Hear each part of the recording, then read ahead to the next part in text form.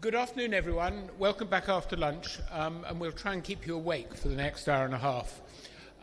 So thank you all for coming.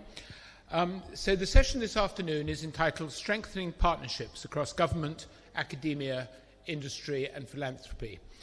We've got a really excellent panel to debate this topic, and I think we'll all start from the premise that it's a good thing in principle to achieve partnerships. The question is how. So let me introduce the panel. So first, Carmencita Padilla, who's a national scientist at the National Academy of Science and Technology, an emeritus professor at the College of Medicine at the University of the Philippines. Next to her is Ephraim Kayembe, who was formerly Deputy Minister of Foreign Affairs and a Member of Parliament in Malawi. Then we've got Helen Einma, who we just heard before lunch, who is from the Estonian Young Academy of Sciences, and the Young Academy's Science Advice Structure, and I'm about to be damaged, who is also involved in science advice for policy by European academies. Next to her is Joachim von Braun, who is President of the Pontifical Academy of Sciences in the Vatican City. Then Lukovi Seki, who's the lead in the African Science, Technology and Innovation Indicators Program, the Office of the CEO of the African Union Development Agency. Sorry, he's going to be online. And then next to Joachim is Ahmed Al-Sharif, who's founding partner and CEO of Avero's Venture in Egypt. And finally, and definitely not least, we have Peggy Hamburg, who is the co-president of the IAP, who will have the last word in this session.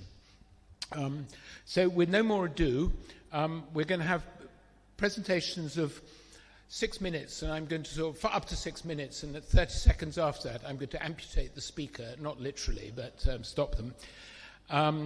That should give us lots of time for discussion. So I'm going to maybe ask a question or two afterwards, but really it's for you. So I want to encourage you to think about questions, comments, right at the beginning, so that we can have a good discussion, because I think these sessions are best if they're fully interactive.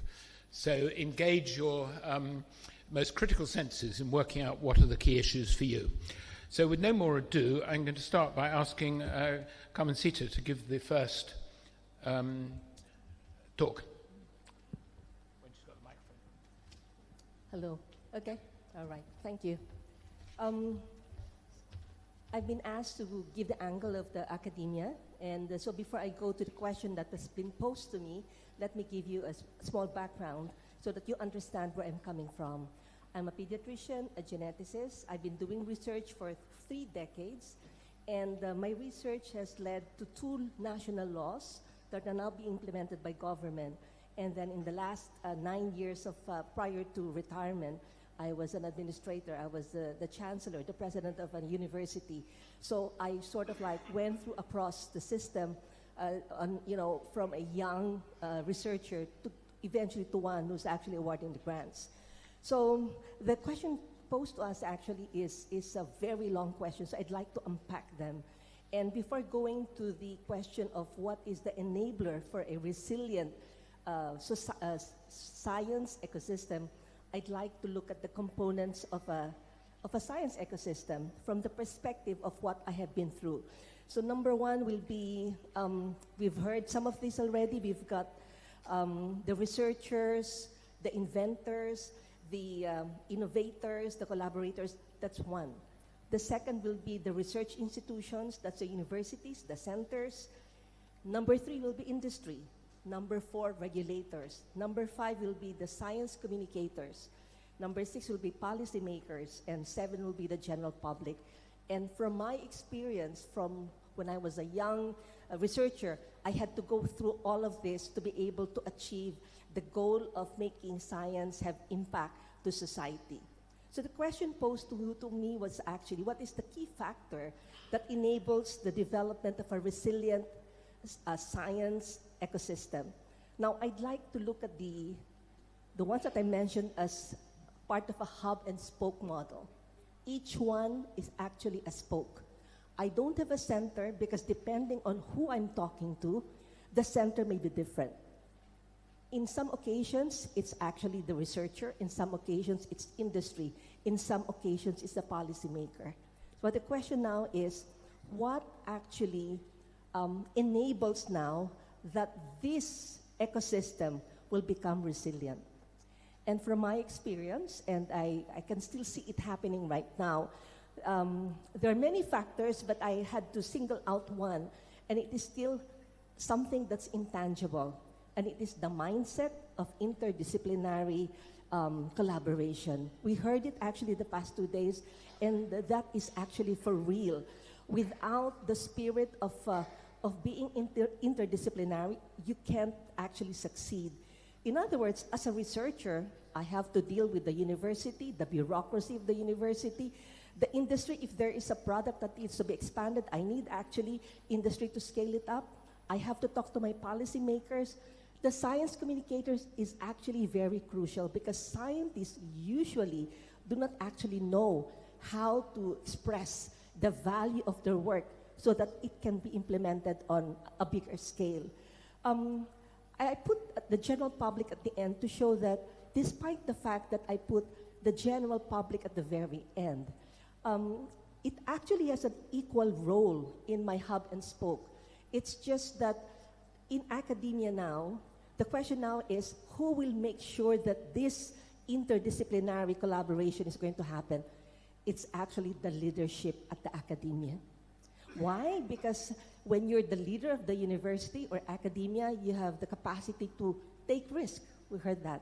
You can put money into certain things. You can decide on things that ordinarily will be unsafe for other decision makers. So the leadership is very crucial because they will put it together, make sure the researchers are happy, the grants management, they have people to take care of the patents, the publications, and so on. So all of this ecosystem will happen if the leadership has the right approach towards science. Now, the next question given to us is, what will hinder the development of the ecosystem?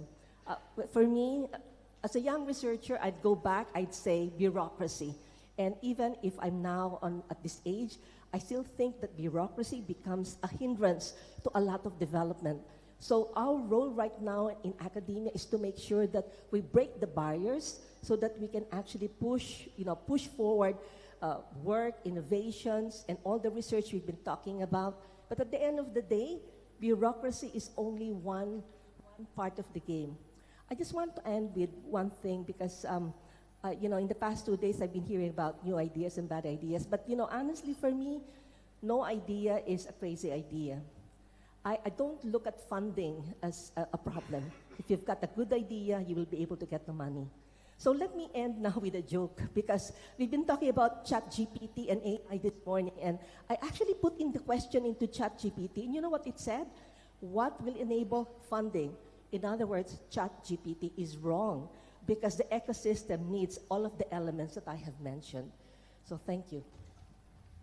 Thank you. That was perfectly disciplined and extremely interesting. So that was 5 minutes, 53 seconds. Brilliant. You've set the standard. Ephraim. Thank you very much. I thought before I zero in on the question given to us, I should introduce myself. I'm Ephraim Kaembe, a politician from Malawi. So whatever I do is from the perspective of legislation, providing oversight and representation. From that perspective, most of the time, in terms of the nature of our work, we do appropriation of resources to various sectors. When we are doing that, there is a sort of engagement with technical institutions that would want certain things to be done in a different way. But where the challenge comes in is when parliamentarians look at particular requests or engagements as if they are not grounded in evidence. For example, do we have evidence that the resources that were channeled towards scientific research is actually translating to positive outcomes? If we had research findings, did those particular research findings translate into policy development? If we see that there is evidence in terms of alignment with society needs, then at parliamentary level, there is no resistance to provide more resources towards the academia. But where you have research 2, 3, 4 consecutive years, but the findings are not necessarily translating into policy development or an improvement in a piece of legislation, then it becomes a little bit challenging for parliamentarians to accept maybe an increase in a certain allocation of resources. So a question of alignment of research objectives with the challenges communities are facing becomes very, very vital. Now, how do we strengthen the partnership itself? There should be continuous engagement between the academia, the private sector, as well as the legislative body, because by the end of the day, we expect that the parliamentarians would provide oversight on what we want. We can provide oversight on policy recommendations, whether a particular ministry or department really operationalized particular policy recommendation that came out of the research that were jointly executed by researchers and scholars within various institutions of higher learning.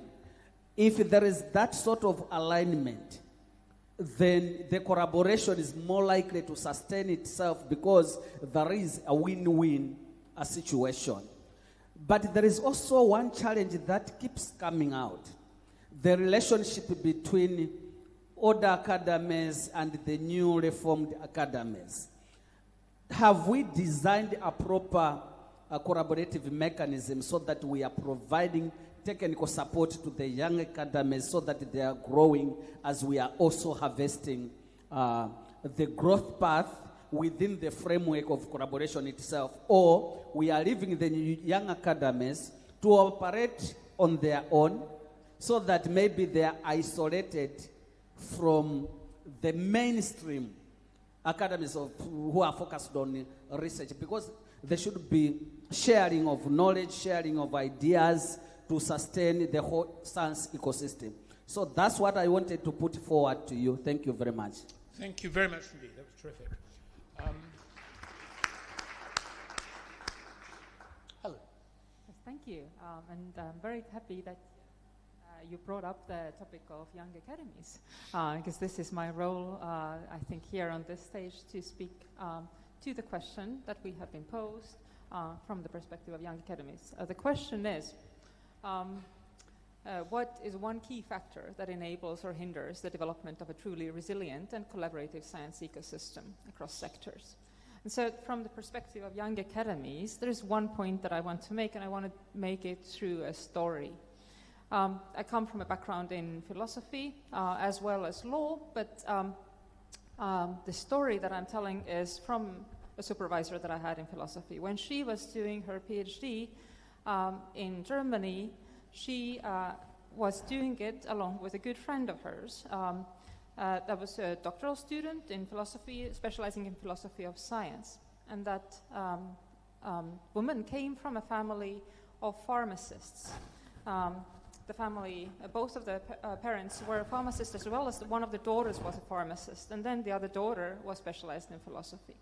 The parents supported both of their daughters, gave them some pocket money for the time of their studies, but they gave the daughters studying pharmacy twice as much as to the daughters studying philosophy. And, well, it wasn't an easy situation for the one who was studying philosophy, of course. Then one day, the parents received a visit from the supervisor of the students studying philosophy. It was a well-known professor of philosophy, and he talked to the parents about the importance of the big picture that philosophy allows to develop, the importance of also studying science with a means of philosophy and the conceptual frameworks, the meaning-making that philosophy allows to create. And so after this visit and after having a conversation with that professor, the other daughter studying philosophy started receiving just as much pocket money as the daughter studying pharmacy.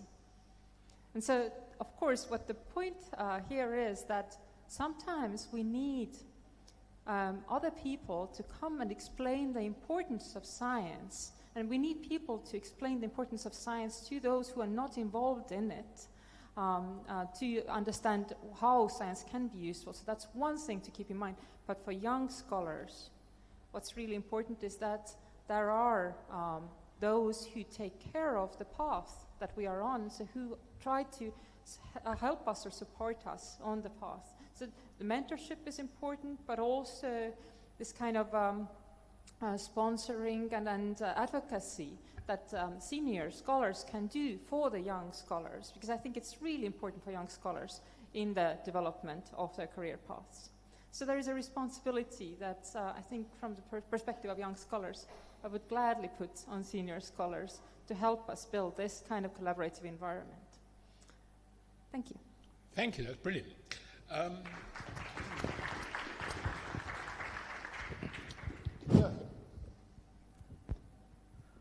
Well, good afternoon. Let me give you a couple of examples illuminating the challenges when we want to build science ecosystems and strengthening partnerships. Examples of the last year of initiatives in the Vatican's Academy of Science. The first example relates to an initiative in climate resilience. The process which we have kicked off there with 7 meetings in the Vatican and in various hemispheres in the world included not only scientists but local government, mayors and governors, youth organizations, faith-based organizations and business. Why local government? Because of the frustration with central governments and the slow process of the COP30, since we have now 30 COPs. Mobilizing local government. When we talk about government and science relationships, we don't relate intensively and frequently enough to local government, is my first point. A second example relates to an initiative in the field of health policy, doing a major research series of conferences on cancer research, healthcare and prevention. And that's where we, of course, have to have very different partners in the policy domains, health policy makers, the EU Commissioner on Health on the one hand, and the United States health policy leaders from India and from South Africa. So it's a very different ecosystem which we are challenged to relate to. We did this initiative because there are simultaneously unrelated billions of euros or dollars programs launched in Europe and the US, the Moonshot program here and large challenges there. So in that case, we worked with the European cancer science academies. Again, a very diverse ecosystem.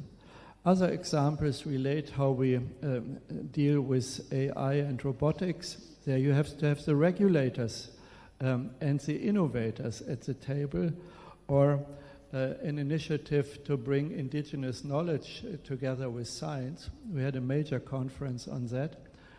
Again, a completely different ecosystems. So my message is we have to be very flexible in the science community, addressing the ecosystems of science and of policy connections. Lastly, let me emphasize that strengthening policy relationships, well, not always. We are well advised to weaken policy relationships in cases when we are up to what the previous session has addressed, mainly undermining the freedom of science and respect for science-based truth. So we have to be prepared in science diplomacy to also be undiplomatic. Our academy from the Vatican issued a statement on freedom of science in June of this year, which was picked up in Nature, and got a major rebuff from the Trump administration. So we have to be willing to face up to the threats. I want to refer back to Mohammed Hassan's suggestion. We have to come together, building some sort of platforms on which we can exercise togetherness in strengthening the voice of science, the freedom of science, and build ecosystems that produce. Thank you. Thank you very much indeed, and that's a very good message for an IAP meeting. So let me now turn online to Lukovi, who I hope has been able to hear everything so far. Over to you. Thank you very much indeed. I don't know if you can get me 100%. Yep. Much appreciated. I'm going to speak to you from the African Union perspective. I'm coming from the Science, Technology, Innovation portfolio, the African Union Development Agency, the development wing of the African Union. So far, when it comes to securing a science, technology, and innovation ecosystem, being resilient, and also strengthening partnership, number one, as a continent, we have a vision. Our vision by 2063 is to have the Africa we want, and each cluster should contribute toward the achievement of some of the goals. While we are having a continental vision, at the same time, countries are also having their own national vision. And they are mainly, those visions at the country level are mainly translated into national development plans with priorities. Some of the priorities are mainly related to science, technology, innovation. And at the same time, we also have policies in charge of focusing mainly on science and technology on the one hand, and on the other hand, we can also have a policy on innovation. But in general, we observe the combination of science, technology, and innovation in a single framework instrument, and some of the time we can only see a few paragraphs related to innovation. Now, when it comes to the collaboration, because I'm coming from the angle where we measure science, technology, and innovation, because you cannot manage what you are not able to measure. We are having researchers, technicians, and other support staff to be able to perform science accordingly and technology. And on the other hand, we also have the output component of what we call innovation. And for us, at least to make sure that we secure that relationship among those four traditional actors, showing kind of quadruple helix model without ignoring the rest of the world also contributing to science, technology, and innovation, or research and innovation. We just need to make sure that we implemented a national innovation system. The reason beyond that, because we are no longer part of the first industrial revolution. We are navigating between the fourth and fifth industrial revolution. The fourth industrial revolution is where we are allowing a machine to interact, but at the end of the day, with the fifth industrial revolution, we have the interconnection between human and machines. So when it comes now to this way of implementing this synergy, beyond even Africa, we have Sustainable Development Goal number 17. That is a goal of goal when it comes to partnership. But on top of that, we also have Sustainable Development Goal number 9. At least we have industrialization, innovation, and infrastructure. So on top of that, we also have SDG number 4, where we have quality education. So we cannot at least implement most of those priorities we have in Africa when it comes to science, technology, and innovation without having all those four sectors. And we cannot also ignore the society, including the ecosystem, the environment. So when we talk in terms of industry, we are flagging mainly business enterprises, either being state-owned or firms that belong to household. And when it comes to academia, we focus mainly on the tertiary education sector, in connection with the measurement using the international guideline known as Frascati manual when we are measuring R&D, or Oslo manual when we are measuring innovation. And to conclude, I just need to flag that the involvement of all those stakeholders is very crucial, because for the current iteration from 2025 to 2034, we are focusing mainly on 5 main sectors, because we cannot be sitting in the venue, even myself, if we are not healthier. So health is very important. So at least we need to have all those actors. Number 2, we cannot be sitting in this meeting without being fit. We need food and nutrition security. Number 3, we cannot be in this meeting without ICT. Even though we have ICT, assume we don't have energy. That is number 4. So those are a key sector that we have to consider throughout this relationship. And then finally, we have the aspect of environment. So all those aspects to implement, we need at least to make sure that we involve all those sectors we have in the economy to accelerate our industrialization, to fit in the 5th industrial revolution, to allow other countries, because in Africa we have mainly the least developed country representing 70% of the entire world. That is not good, and then we are willing to transit from low-income country to middle-income country by 2034.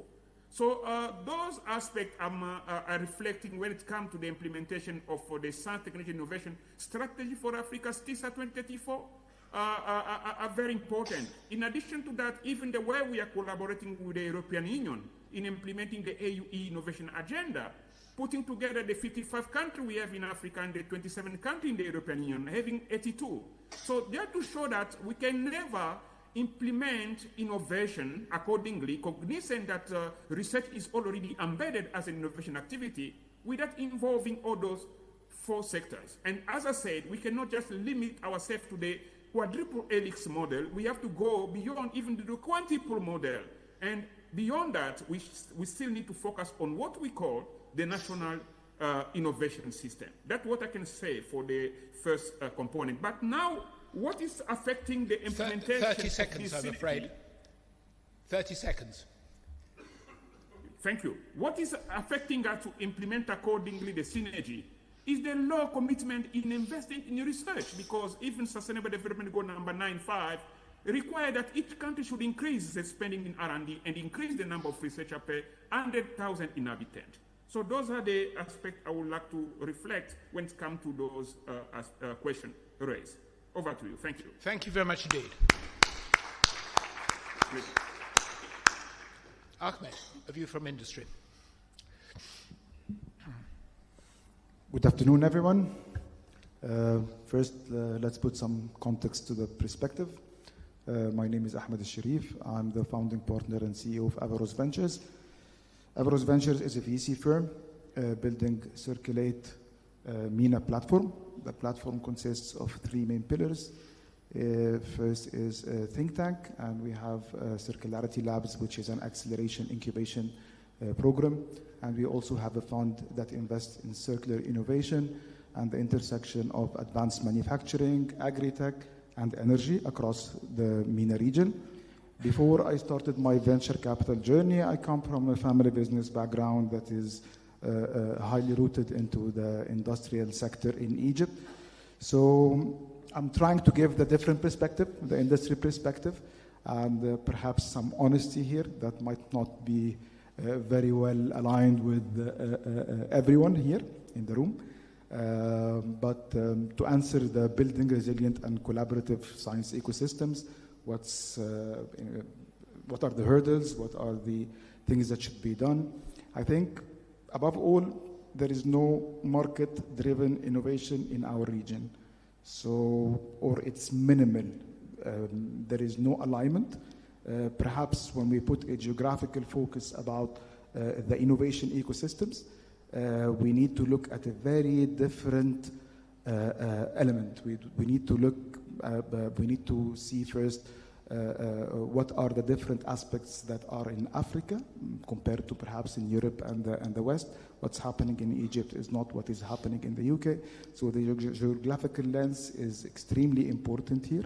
So lack of alignment leading to lack of collaboration is something that should be really highlighted. So the incentives for industry to cooperate with academia is minimal. Perhaps some countries are trying to act on that a little bit, and they're trying to push for that, to put some maybe tax incentives or something like that for industry to cooperate with academia, but it is minimal in the least developing countries. Things are changing, of course, and in Egypt specifically, things are changing. We have the alliance and development programs that are already taking place, and perhaps this will change a bit. But again, it's totally different. So I would like to highlight this point above everything else. And the other thing is the lack of quality. When it comes to innovation. Of course, I don't have the sheer audacity to compare the spending on innovation between perhaps Egypt and the UK. It's impossible. So the lack of quality and the lack of trust in the quality of innovation that comes from many developing countries is not up to the standard of industry. So this is why they resort perhaps to other academic institutions or to other means of collaboration. Perhaps the translational institutions may play a role here. So I highly recommend that in countries that don't have a very well-developed ecosystem for innovation, perhaps they can rely more in innovation hubs, on venture capitalists, on venture building, venture catalysts, where they can play the catalytic role, or perhaps play the role between translating the language of academia, or give some perspective on market-driven demand for innovation. So maybe people will utilize their very limited resources in the most efficient manner. And I think maybe also we can explore things like innovation superclusters. I'm sure that there is a heated debate about that and how efficient is that, but maybe in countries that are lacking the official institutional development, maybe innovation superclusters and the private sector and the universities and the businesses can play a role and can catalyze that with some sort of DFI and capital enhancement. So lack of capital is definitely on the table in a few geographies, and we can't say that lack of capital is not there. And perhaps the well-endowed universities and the well-endowed ecosystems of innovation does not feel the pain of this, but I think maybe sorts of innovation hub and innovation superclusters can fill such a gap. Thank you very much. Thank you very much indeed. Right, over to Peggy, philanthropy.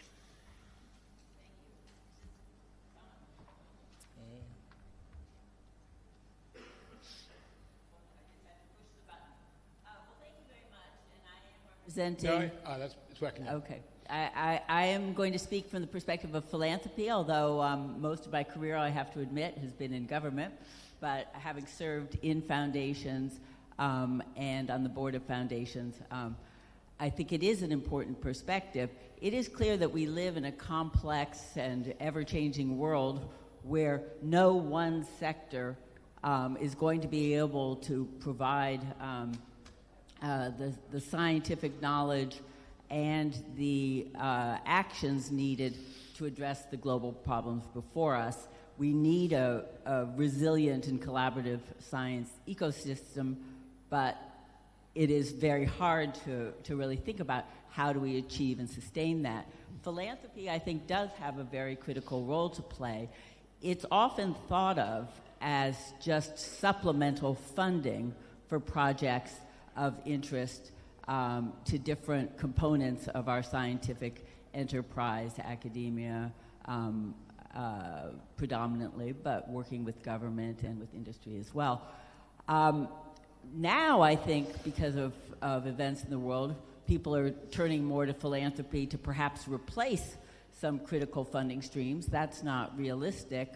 But what philanthropy can do, especially at this critical time, I think, is really both to serve as a funder, a convener, and a catalyst for action that works across domains of activity, works across disciplines, sectors, and borders, and helps to think about and implement strategies that can be institutionalized that provide the structural context for the kind of collaboration that's needed.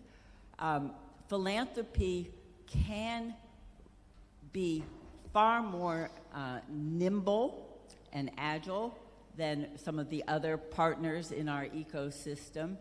At least traditionally, it has been outside of the pressures of political cycles, political ideologies, and bureaucratic processes that can slow movement forward in both the public and the private sector and within the academic context. It can create context for bringing people together across sectors that can be very valuable to both prioritize and share knowledge that can enable future collaboration and strengthen an integrated ecosystem for science. And it, I think, importantly, can really help to not just fund activities, but to achieve the kind of alignment needed in terms of priorities, processes, and actions. It is, I think, a really important time for us to be asking this question of how do we build resilient and collaborative science ecosystems. It is essential that we recognize that we have been plagued over many years by the siloization of these different domains of activity. I think philanthropy has demonstrated how it can work to leverage the assets and the roles of the different components of the ecosystem, but can do so in a way that with government can come in and help to identify strategies that can be scaled up, to identify new ways of doing research. For industry, it can help to de-risk areas of research and make it more attractive. In academia, obviously, it can strengthen collaboration across disciplines, across institutions, and help to initiate projects that can work across things like public-private partnerships could be initiated by foundations, things like pre-competitive research initiatives, obviously broad scientific collaborations, large and small. So I think that philanthropy has perhaps a more important role than ever. Funding is a big piece of it, but I think it's really the convening and the catalytic aspects that make it important to have philanthropy at the table. Thank you. Brilliant. So you've all been impeccably well behaved, and we've got lots of time for discussion. So I'm going to kick off. So firstly, there seems to be one thing that was completely in common to everyone on the panel, which is that you all agreed that the partnerships were rather bespoke, and depending on what you want to do. I mean, I think that was your message, Joachim. So I think that's fine.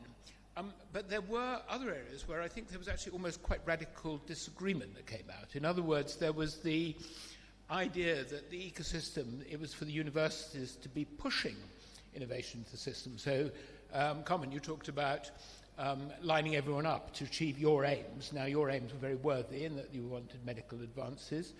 Helen, you wanted to broad support for whatever the subject is, and you used philosophy as an example. But then when we heard from Ephraim and from Lukovi, they were giving government perspectives, which was, well, if you want our money from government, then you're going to have to tackle policy-relevant issues. And Lukovi in particular said, and this was something where there was probably an opposite view expressed earlier. You needed to be able to measure it. And of course, you were talking about things like the SDGs. And I think the other thing that came out, obviously, is that there is a great deal of inequality. But it leads me to ask, actually, we talk about an ecosystem, but is there actually any such thing as an ecosystem here? What do we mean by ecosystem? Joachim, you shook your head, so I'll go back to you.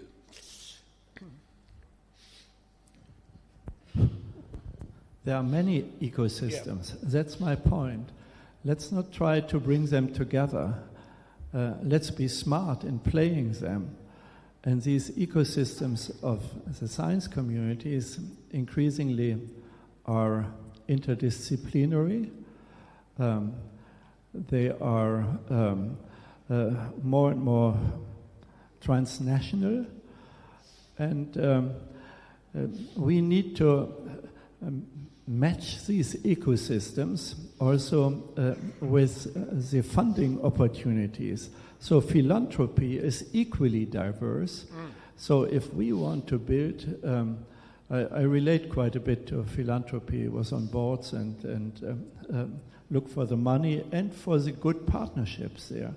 So the matchmaking between science, ecosystems and suitable partners in philanthropy is something where I think we should share more knowledge about that because newcomers have difficulties to play that. And similarly, with the large growing science system in the private sector, especially in the digital industry, we need to understand that better to come to useful partnerships.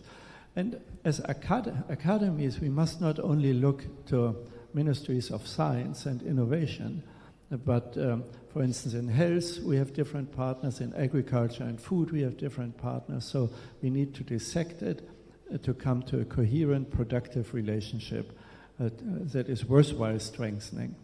And a follow-up, the word resilience has been applied, but if we don't have one ecosystem, what does resilience mean in this context? Well, I hesitate to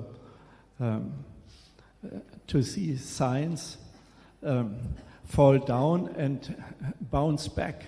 No, I think the science system, the global science system, is as strong as it ever was. So if we are punched by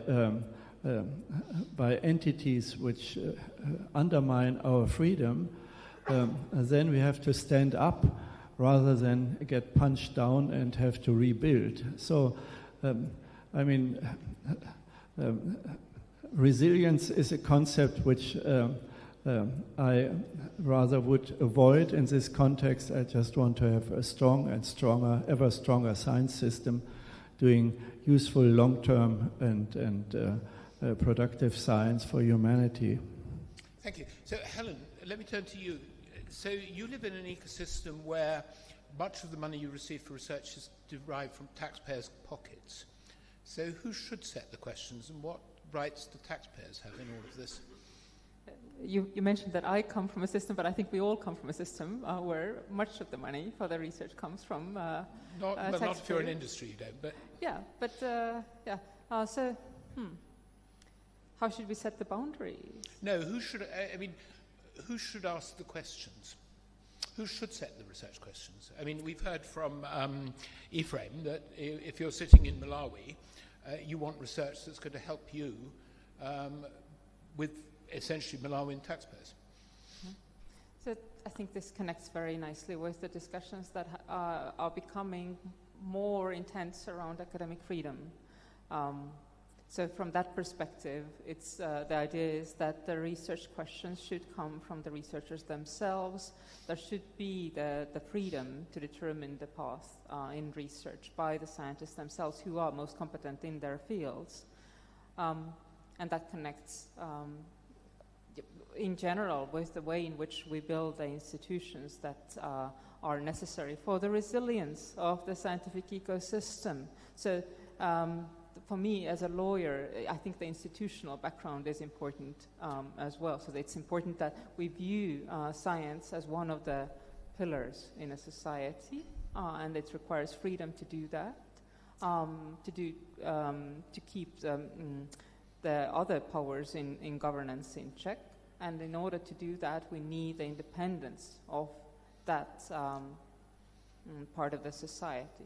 And so the independence of framing research questions is connected with the ability to act as one of the balancing powers in governance. So let me ask a follow-up question, although this is going down a rabbit hole, and I don't intend to get deep into the rabbit hole, but is academic freedom an unqualified right? There are no rights which are unqualified. So what do you think the qualifications for academic freedom are? That's well. Well, let me sort of feed the witness, as it were. Isn't one of the qualifications that you can actually raise the money to do the research you want to do?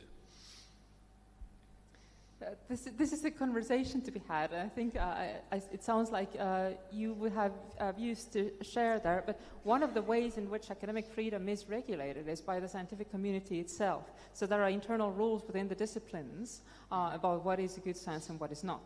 And so that's one of the ways in which academic freedom is not an absolute freedom. It is quite strictly regulated by the way in which we understand what's good science and what's not good science.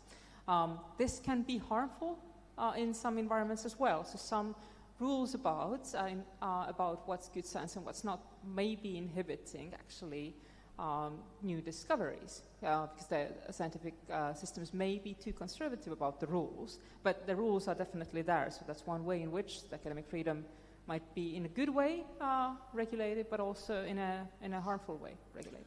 Okay, so let me turn to Peggy, and I'm going to hand over to the audience a minute because I don't want to dominate this discussion, so I hope some hands will start going up. Can I just sort of see whether there are potential hands at the moment? Good. Okay, I'll come to you in a minute now. Okay, so Peggy, let me turn to you because what's the role of philanthropies in actually setting questions, do you think? Setting questions? Yeah.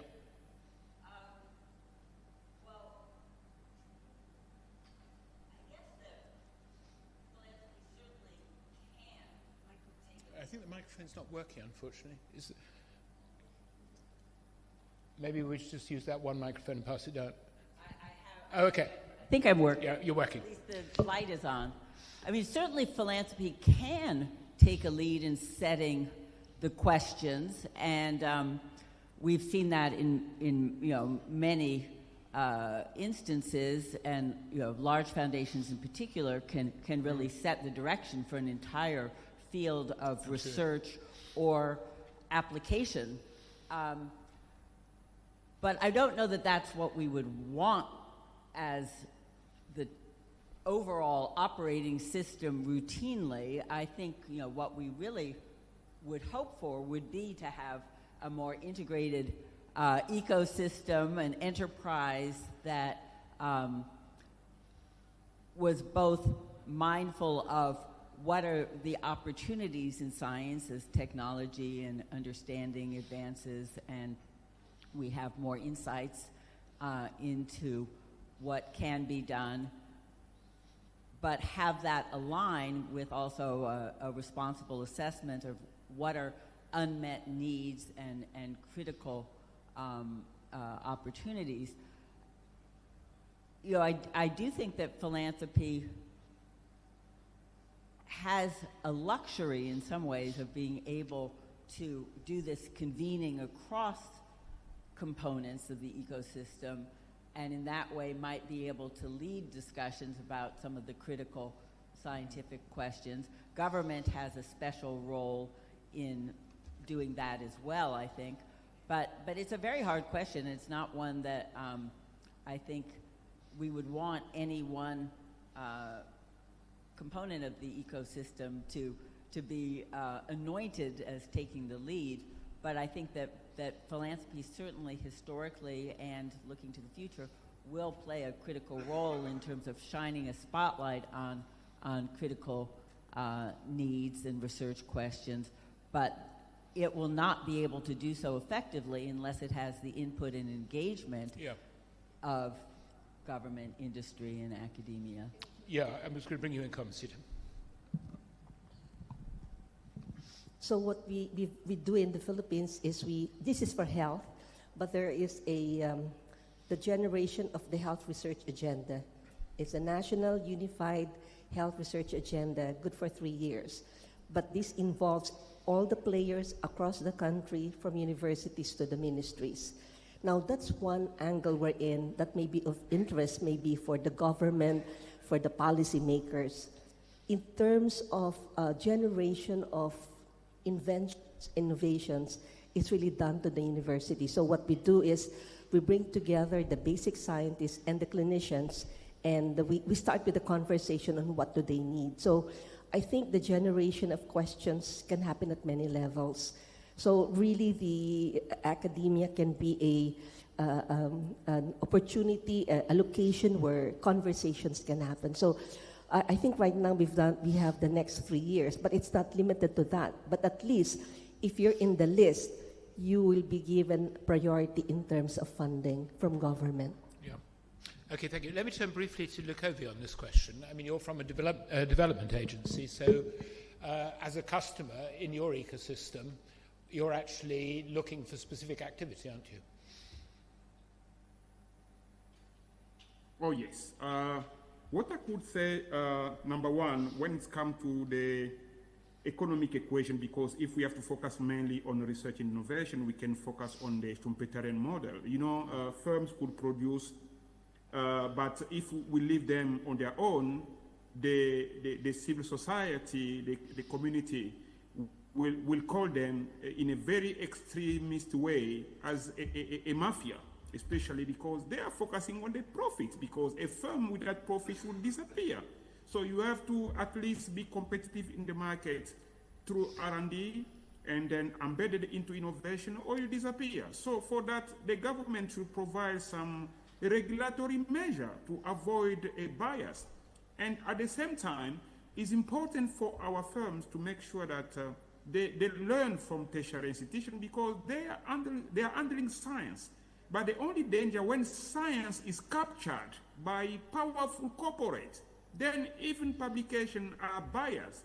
So then we need to make sure that we secure a very conducive environment to protect the weaker, and to use those instruments in a way that we put everyone together when we have to implement science diplomacy, gender, youth involvement in everything we are handling.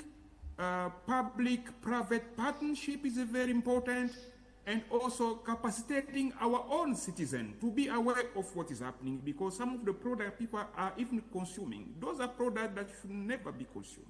And we have seen the trend in the USA with some of the products. So I think it's important for us to consider the advocacy approach, and having all the philanthropists willing to create this equilibrium, to be together, and to use the academies we have, at least also to inform accordingly through excellence in research and development, and that should inform also innovation. When it's come to technological innovation, either product where we have service and good, or processes.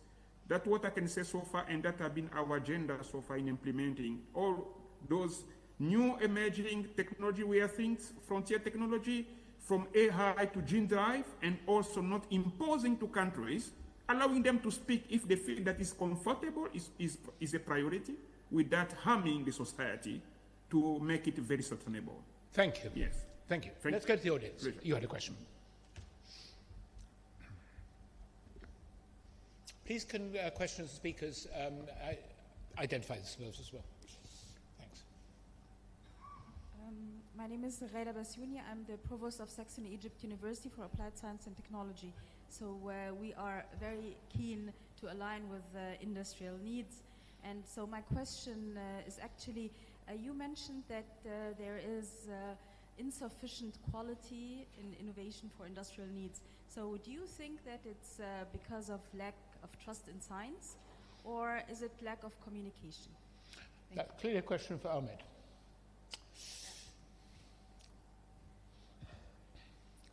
Well, I think it is lack of communication, which led to lack of trust. And I think also it's lack of the infrastructure, of the proper funding that is getting into the universities to be able to do world-class innovation. There is beautiful research happening in research-based universities here in Egypt, like Nile University and Zuwayr University and all the research-based universities.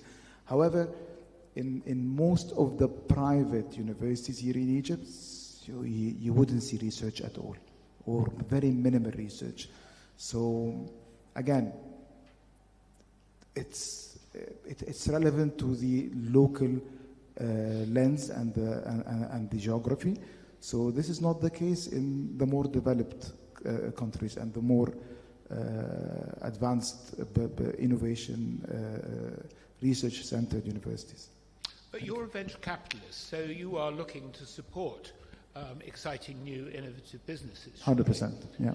So in which case, isn't it in your own catalytic interest to Yes. actually build bridges between your world and the world of absolutely. institutions? And specifically, we are trying at Avaros Ventures to do that.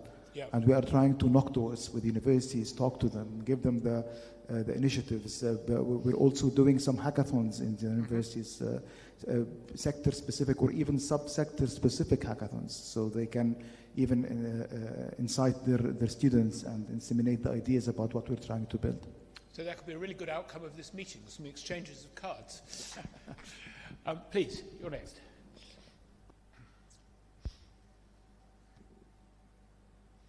Can I see some more hands, just so that the microphone is to go? Okay, so there are 2 hands right at the back afterwards.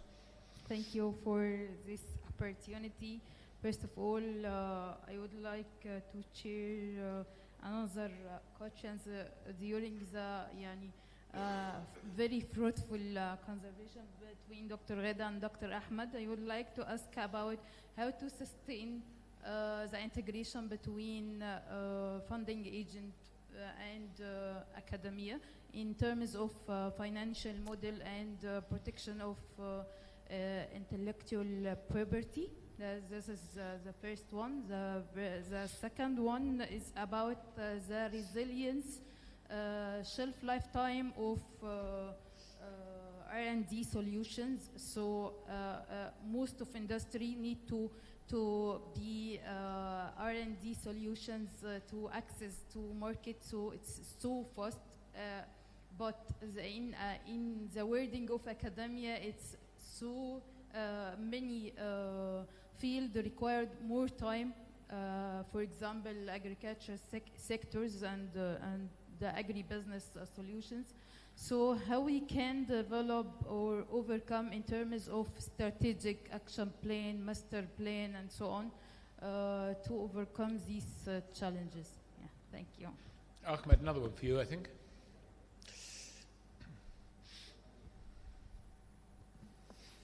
Well, I think there are 2 wings for this. First, I think we need to incentivize the private sector in order to be able to invest more in research and development.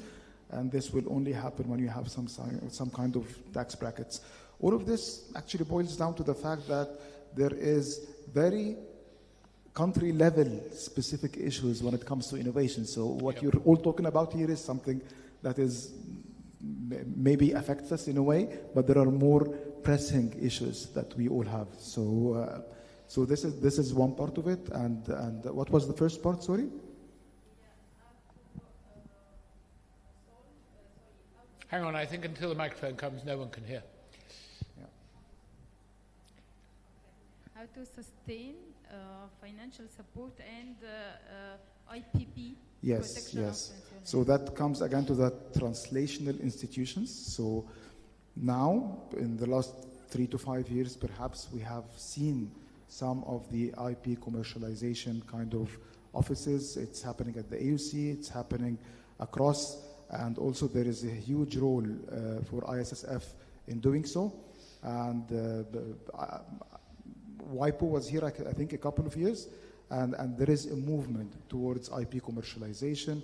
And again, in our sector, in our country-specific issues, that's something very novel for all of us. So I think it's happening. That will drive VC investments. The more IP coming across, the more VC money that will come, and more LPs will invest in VCs, and we will come to a virtuous cycle.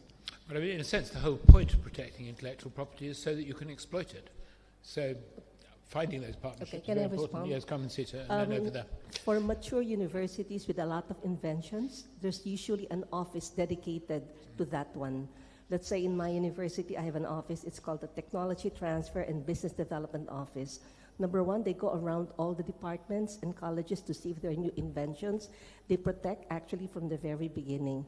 And then they look for potential investors and so on. So if your university is not yet mature, then of course you can partner with another system. So I guess as the university matures, there are many offices that must be put in place, all related to research and invention. So that's only one. That's for the IP. Second will be the grants office. The third will be the office for research integrity. So what I've learned is that as the universities mature and with more inventions, then there will be the need for support systems for the researchers. Good, thank you. At the back.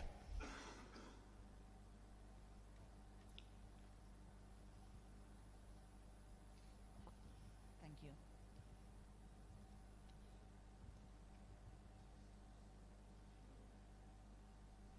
Not working. Yes, it is. Hi, Shakila Tangaratinam, Vice President, International Academy of Medical Sciences at UK.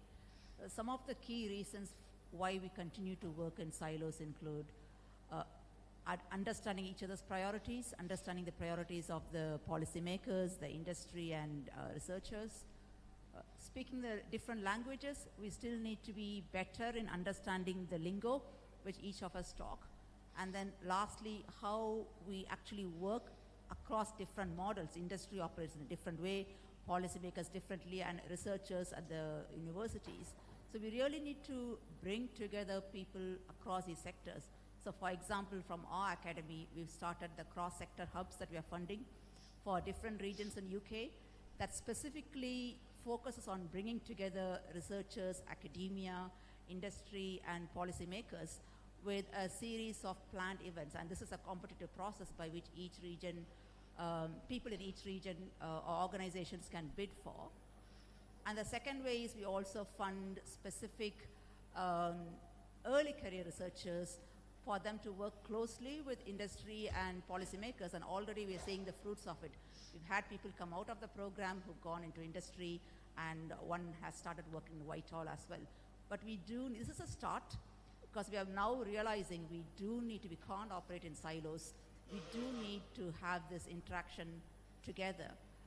So I would like to hear from the panel some of the examples of what you managed to do in the cross-sector space, and also how we can work across countries. Yes, it is a challenge within nations, but here we are as an inter-academy partnership, how we can actually expand such efforts between countries as well. Okay, thanks very much, Shakila. I mean, sharing priorities is clearly the key issue. You cannot have a partnership if you don't share priorities, by definition almost. If you'd like to think of examples you'd like to share, let's just have the other question from that table.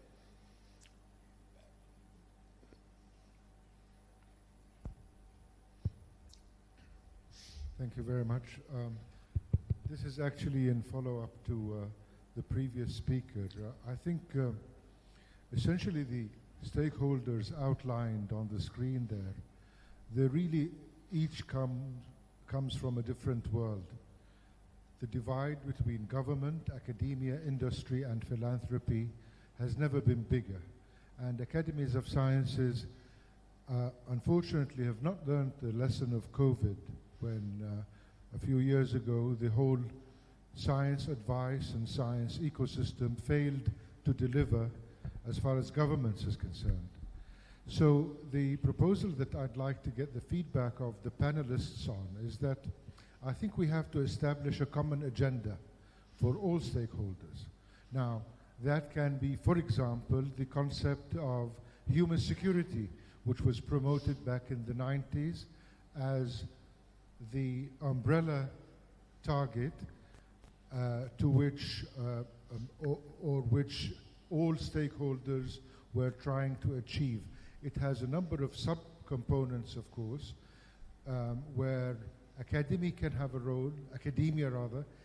role, government, philanthropists, and industrialists as well. or, for example, more recently, the Global Innovation Landscape, which provides a very comprehensive set of indicators for the various stakeholders to focus on and build collaborative programs based on the global innovation indicator or landscape to really join forces and utilize science for the well-being of humanity more effectively. Thank you. Thank you very much indeed. But of course, in picking industry, government and philanthropy, you've picked all the sources of money. So academia depends on one of those three pretty much, unless they're like Harvard, you've got a vast endowment. But who would like to tackle that point really, or give any inspiring examples for us? Please, Ephraim.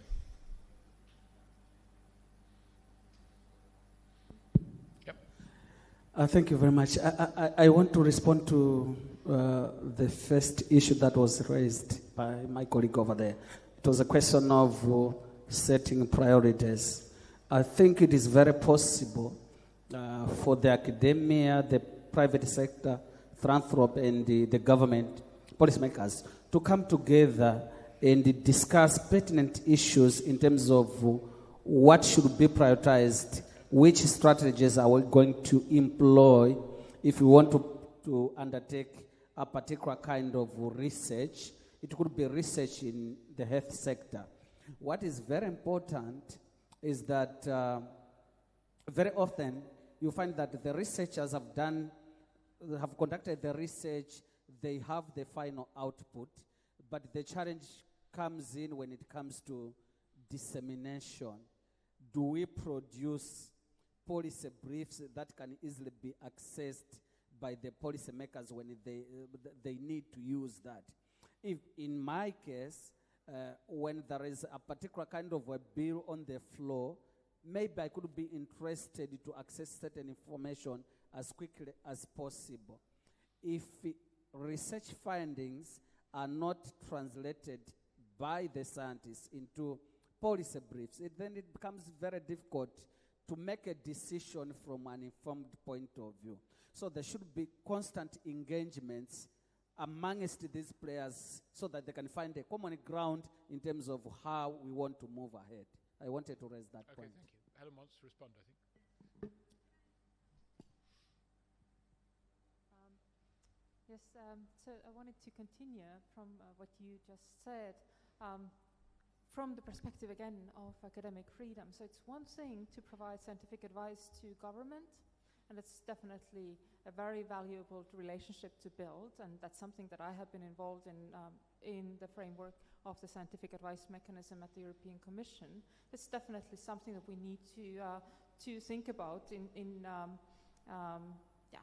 the places where we are involved. But from the perspective of academic freedom, we don't want research questions to be framed only through the interests of the governance and the needs of governance. We do want the research questions to be open for the scientists themselves to determine, and there has to be, from that perspective, there has to be sufficient freedom and openness in the academic environment to do the research that the scholars themselves consider important.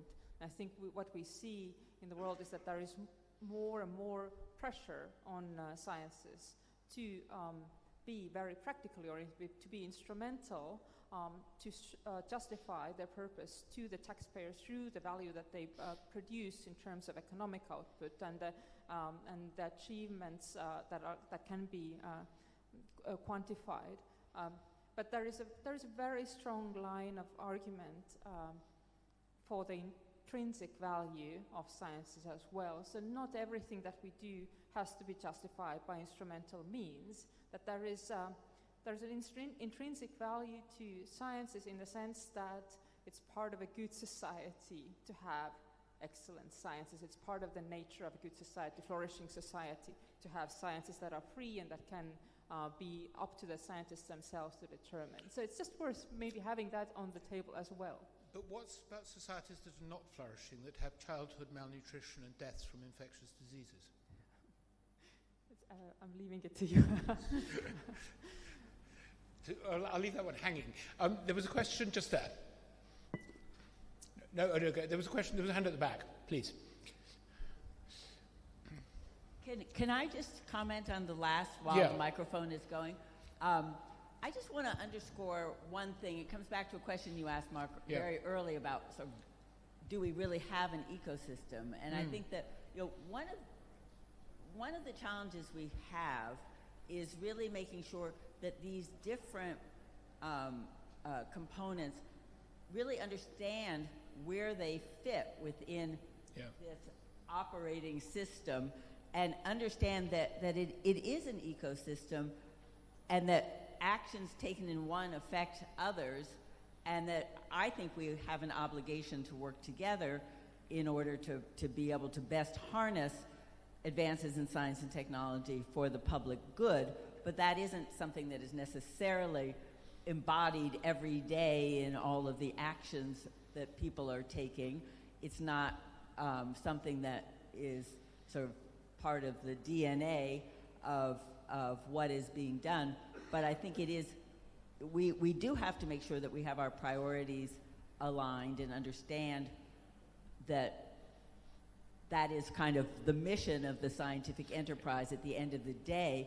And I think we have an obligation, whichever sector you're in, to learn more about the context of your work. And if I can take off my philanthropy hat and put on a hat that I had now a decade ago as the commissioner of the U.S. Food and Drug Administration, one thing that was striking to me was that we had a biomedical research and innovation ecosystem, but it didn't work nearly as well as it could have, because everybody viewed themselves as operating in discrete domains. But in fact, how the science was funded, both bench research and clinical studies, issues around IP and other things, the nature of how research was done, and how research findings were passed off to industry or co-developed with industry towards the end goal, and then ultimately how do you make sure that the products are actually made available and affordable for those in need, and how do you align the gaps, the unmet needs, with what's happening at the very beginning of the system in terms of investments in research and development. And I saw a lot of really high-quality academic research from a technical perspective that had no value in advancing that knowledge and discovery for real-world products, because they didn't understand anything about the next steps. And I think, that it is really important that we spend more time as a scientific enterprise understanding the different elements of it so that we can all drive in the same direction. I mean, that makes complete sense, but would you also agree that researchers often open Pandora's box, and then at the end of the day, once the box is open, we can't control what's done with the technologies that we've unleashed? Well, that's certainly true. And I think we also have to remember that not all research should be done with a specific goal in mind. Absolutely. We need, to no, there's the no right doubt balance. about that. The beauty of the Higgs boson, even though I don't quite understand what it is, but there was a question. It was a question in the back. Yeah.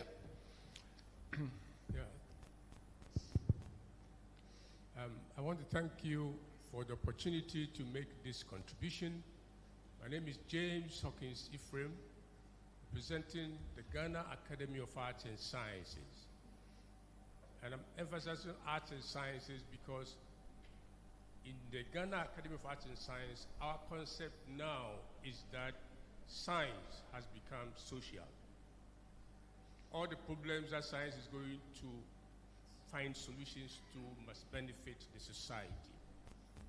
But how did the Ghana Academy of Arts and Science come into being? We were started in 1959 by the first president of our country, Dr.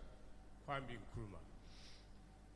And we were set up as a learning association or learned group to advise government on issues ranging from science, arts, politics, social, to government. So that we more or less were a group set up to advise government. Therefore, The Ghana Academy of Arts and Science is sponsored by government. The workers there are paid by the government, but the fellows of the academy are individuals that are identified in the society and are nominated to be qualified to be members of the academy. And most of them are coming from the universities who have active research with their PhD students, master's students, and some of the deliberations that we take in the academy are actually passed through our members to be implemented at the various universities. Recently, when COVID came, we had to set up special qualified statisticians to advise government on how to cope with the COVID pandemic that Ghana was facing. And actually, correlate to that, and in terms of that, we also set up as an academy.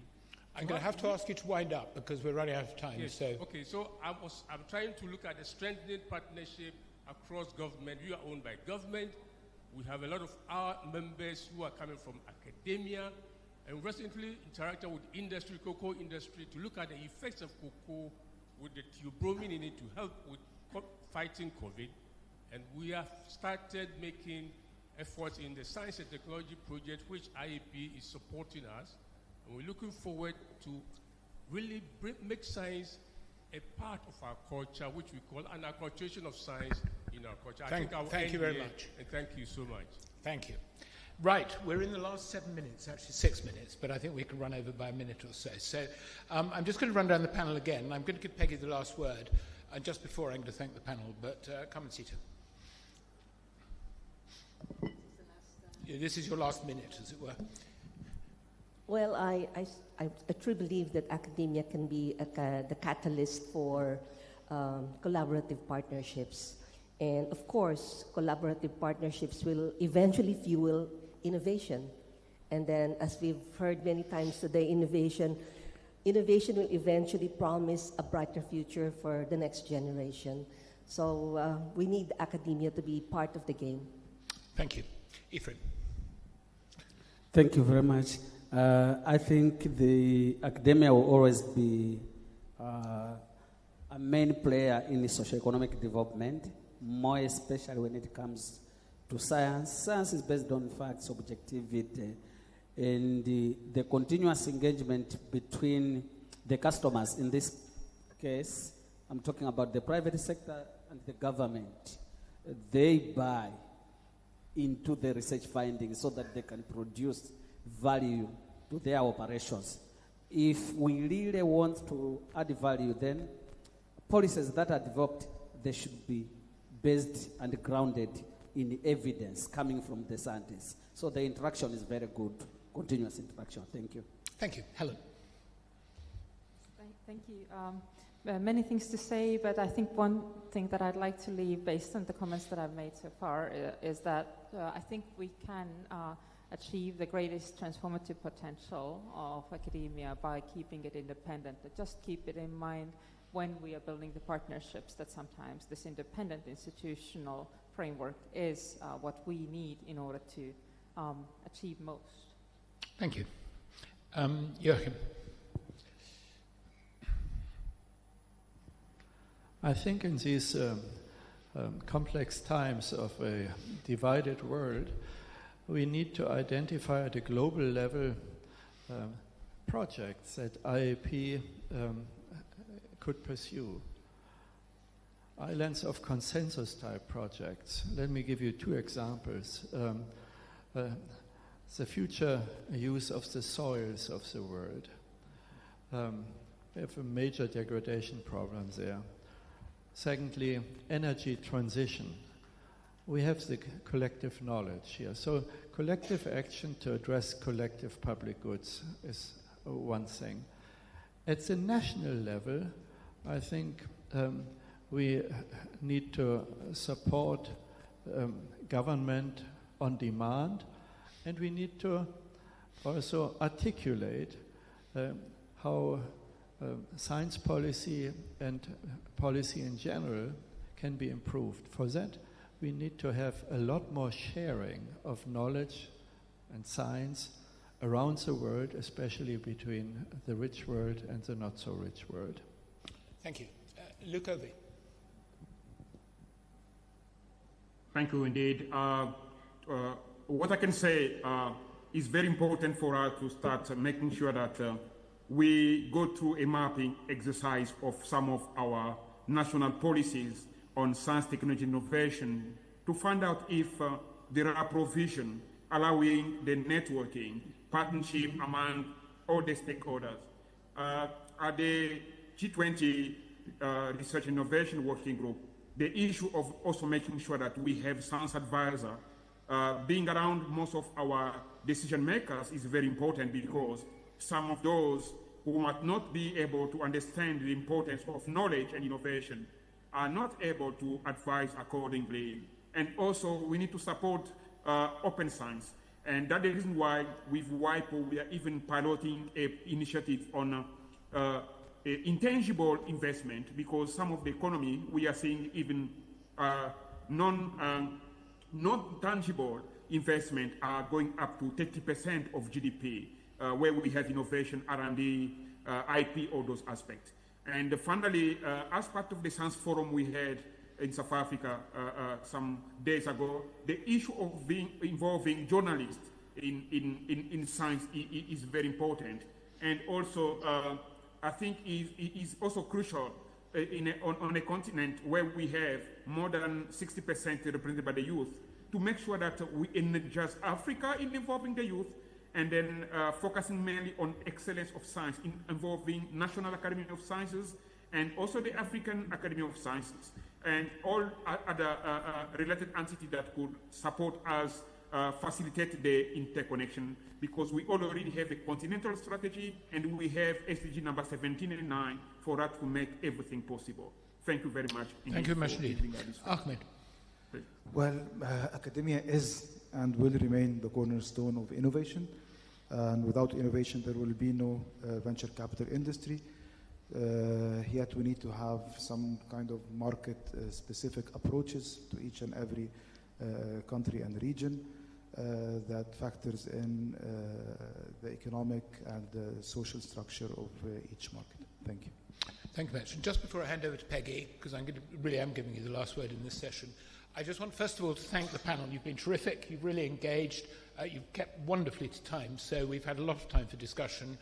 Most of all, I want to thank the audience, because you've been an engaged audience, and I suspect we could have kept the conversation active for quite a long time. It's really important topic, and unpacking it, it's very, very complicated. There isn't one ecosystem, and the title does have ecosystems. And it's been clear that you have to have the appropriate geometry. You do have to share the question. And if you don't share the question, there is a problem in many cases. And I entirely accept the point about academic freedom, but it isn't an unconstrained freedom. That's the point. So over to you, Peggy.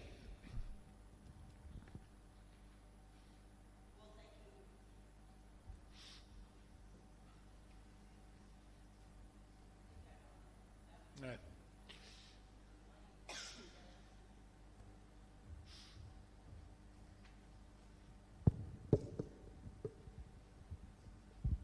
Okay, thank you very much.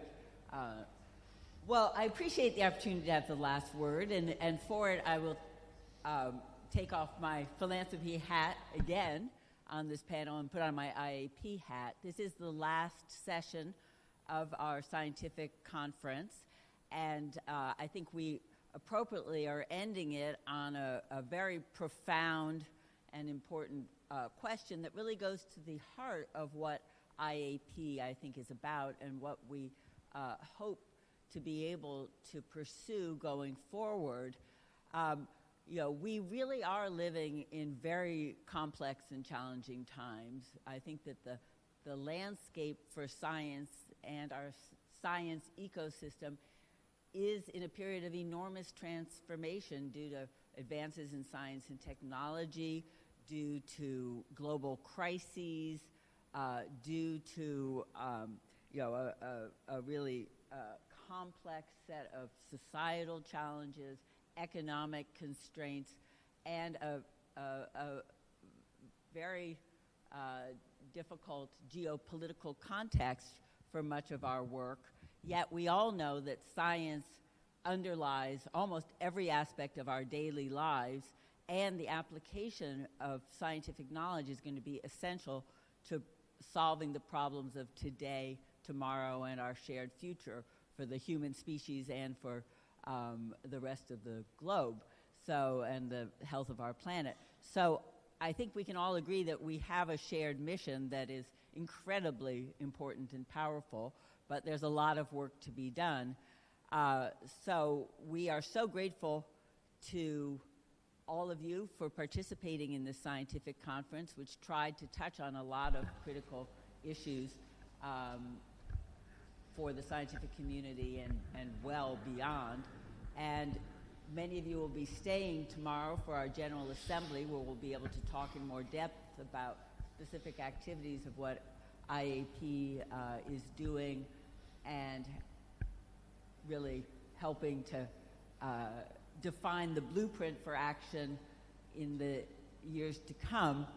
But I really do think that one of the great strengths of the IAP is that it offers a forum to be able to bring people together across government, academia, industry, and philanthropy.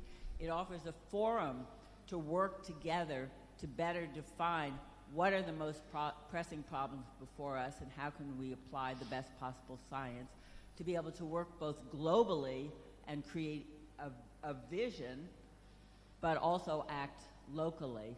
So thank you for the opportunity to be part of this panel and to have the last word, so to speak. And thank you, everyone, for participating and, importantly, for your ongoing contributions to the work of IAP and to the work of our scientific ecosystem.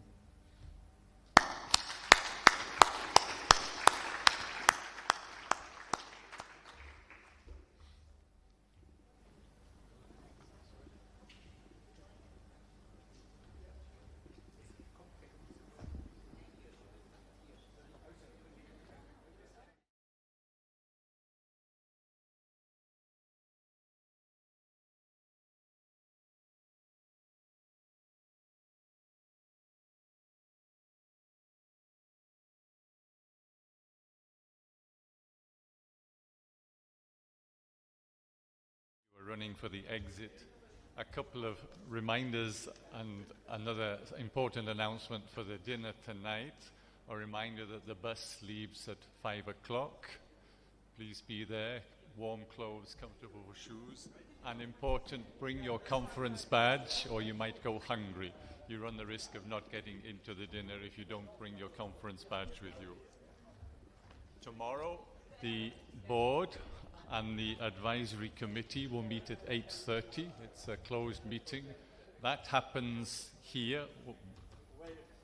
I'm not sure exactly where, but on this floor, but in this part of the building.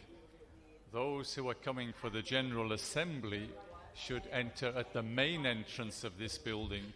And apparently that is, as we go out, you turn to the right from this particular, the exit that we'll take now.